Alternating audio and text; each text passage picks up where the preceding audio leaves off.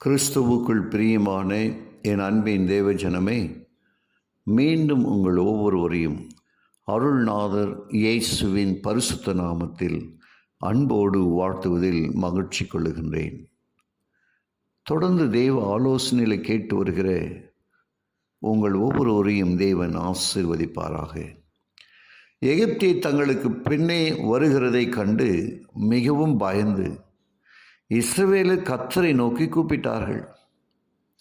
மோசேயிடம், எகிப்திலே பிரேத குழிகள் இல்லை என்றா வனாந்தரத்திலே சாகும்படி எங்களை கொண்டு வந்தீர்? நாங்கள் எகிப்தில் இருந்தபோது நாங்கள் எகிப்தியருக்கு வேலை செய்ய எங்களை சும்மா விட்டுவிடும் என்று சொன்னோம் அல்லவா? நாங்கள் வனாந்தரத்திலே சாகிறதை பார்க்கிலும் எகிப்தியருக்கு வேலை செய்கிறது நலமாயிருக்குமே என்றார்கள்.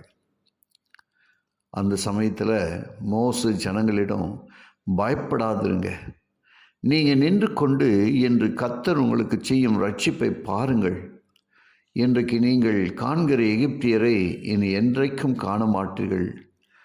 கர்த்தர் யுத்தம் பண்ணுவார், நீங்கள் சும்மா இருப்பீர்கள் என்றான். சிவந்த சமுத்திரத்தில் விடுதலை. அப்பொழுது கர்த்தர் மோசேயிடம், புறப்பட்டு போங்கள் என்று இஸ்ரவேல் புத்திரருக்கு சொல்லு. நீ உன் கோலை ஓங்கி உன் கையை சமுத்திரத்தின் மேல் நீட்டி சமுத்திரத்தை பிளந்து விடு. அப்பொழுது இஸ்ரவேலர் புத்திரர் சமுத்திரத்தின் நடுவாக வெட்டாந்தரையிலே நடந்து போவார்கள் என்றார். தேவன் தம் மக்களுக்காக செயல்படுவார் என்றும் அவர்களுடைய தேவையை தேவன் உதவுவதற்கான தருணம் என்றும் அவர்கள் அறிந்து கொள்ள வேண்டுமென்று தேவன் விரும்பினார். தங்களால் முடிந்த தூரத்திற்கு அவர்கள் சென்ற பிறகு மோசே தன் கோலை வைத்து தண்ணீரை பிளக்க வேண்டியிருந்தது.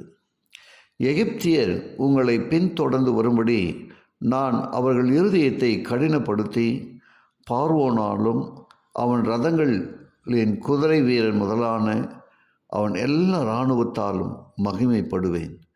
இப்படி நான் பார்வோனாலும் அவன் இரதங்களாலும் அவன் குதிரை வீரராலும் மகிமைப்படும்போது நானே கர்த்தர் என்பதை எகிப்தியர் அறிவார்கள் என்றார்.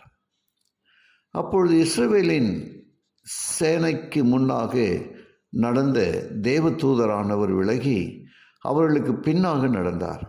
அவர்களுக்கு முன் இருந்த மேகஸ்தம்பமும் விலகி அவர்கள் பின்னே நின்றது. அது எகிப்தியரின் சேனையையும் இஸ்ரவேலின் சேனையையும் முழுவதும் ஒன்றோடு ஒன்று சேராதபடி அவர்கள் நடுவில் வந்தது.